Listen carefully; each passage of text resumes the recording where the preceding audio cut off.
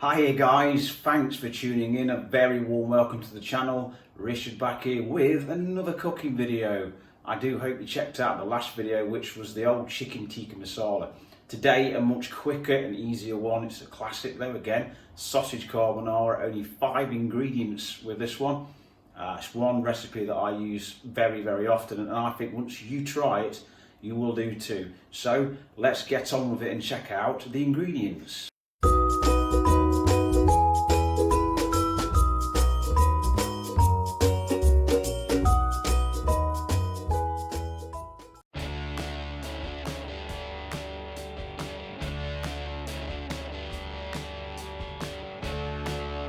Right, let's quickly zip through the ingredients. Firstly, it's a pasta dish. We've got 4 nests of tagliatelle that equals about 150 grams. This will serve 2 people generously. And then we've got 30 grams of finely grated parmesan. We've got 5 sausages from the butcher. Do get the best quality sausage that you can lay your hands on. Yeah, five decent sized sausages, 15 grams of finely chopped parsley, 1 large egg, and inside there, actually this is the 6th ingredient, but I've not really counted it because it's the peppercorns at the end of the day.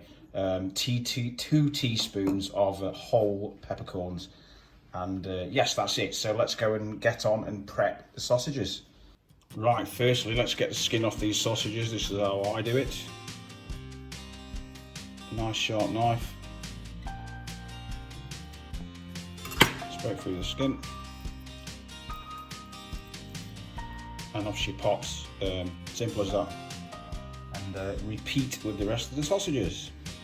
Right, next we're going to make some little meatballs. What I've done is cut one of the sausages into thirds, and just with slightly wet hands, just roll a little wee golf ball-y thingy-majiggy. It's really simple. These are the easiest little meatballs you'll ever make.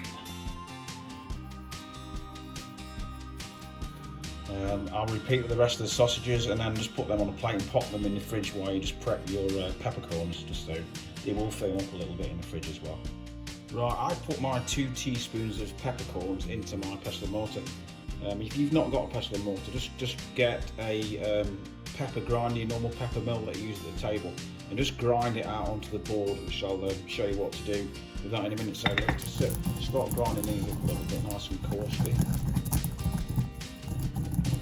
This, you might be thinking, gosh, that is a lot of pepper, and it is, but trust me, it hums right through the dish. It does give you a bit of heat, and if you don't like heat, use a teaspoon of whole peppercorns, or maybe even half, but definitely use a bit, because it really brings the flavour on in the dish, and it makes it look a lot better as well on the plate. So that's them done. I'll show you what to do next. So all I've done is empty the contents of the pestle and mortar into a sieve, like a fine one, and all you're going to do is just get rid of the coarse parts of the pepper.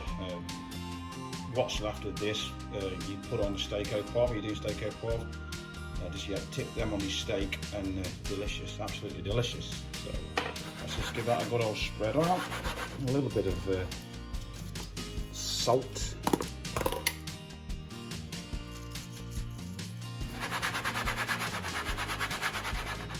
Let's get my little sausages. Okay, here they are. Again, if you've not got a pestle and mortar, just get a pepper grinder and just grind a load of pepper over.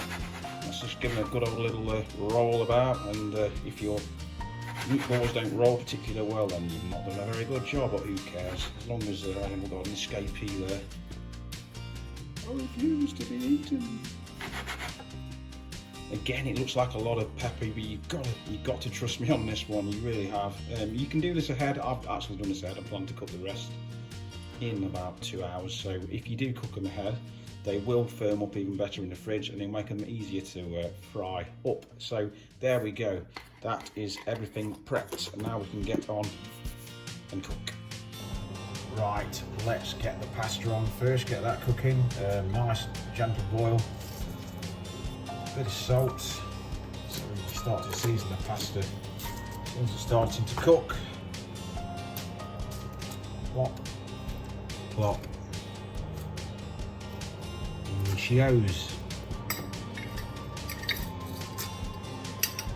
Now cook that as per cooking packet instructions rather. It normally takes between 10 and 12 minutes. So let's get on now and cook the sausages. So I've now got a pan on a medium-high heat. It's going with a generous glug of olive oil. Pop our little creations in, which we rolled earlier. You want to hear a bit of a sizzle. If you don't, your pan's too cold. If you do, remember, take your sausages out of the fridge a little, I don't know, 10 minutes before you want to cook them, just to take the chill off them, and it won't kill your pan heat. So let's just roll these about and cover them in this oil, and we'll cook these as the pasta cooks, and just keep rolling them over and cooking them evenly for about 10 minutes until they're cooked through. So see you soon. So we've got the pasta cooking, we've got the sausages cooking. You might be thinking, gosh, that guy is multitasking, he's got two things on the go at the same time. Yes, what a performance. Always remember to keep your eye, especially on your sausages, make sure they don't burn. Just keep giving them a bit of a roll as I'm doing off camera.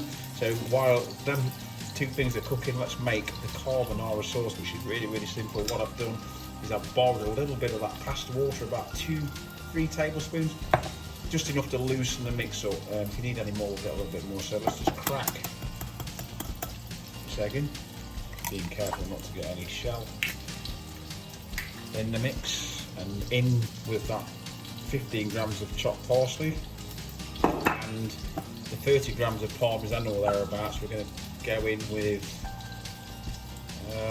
I was going to leave a little bit, about that much left, just to dress the plate with after we've plated it. So give that a good old mix up. I'm looking for quite a loose mix, and I can tell straight away that this is going to need a little bit more of the pasta water, which I'll do off camera.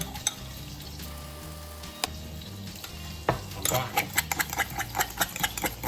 and that's about the consistency that you're looking for. That's going to go to the pan when the sausages are cooked.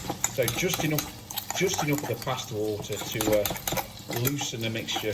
No more, or to go too watery, you lose the richness. So just checking back in with the sausages. These are now cooked through. Got some nice colour on them, which will give us texture as well, which is what we're looking for. Just going to wait on the pasta, and we'll go from there. Right, my pasta is now cooked, my sausages are now cooked. Now it's really, really, really important that you take the heat out of the pan now and bring it down to a medium low, because when we go in with the egg mixture, it'll scramble if the pan's too hot. So are we going to drain the pasta? Of course we're not. That pasta water gives us a silky sauce, so just plonk it in, get it in there. Don't worry about it. Save you on washing up, you have not got to use a colander either. Make a bit of a mess like I am. This is where it starts to look like a carbonara.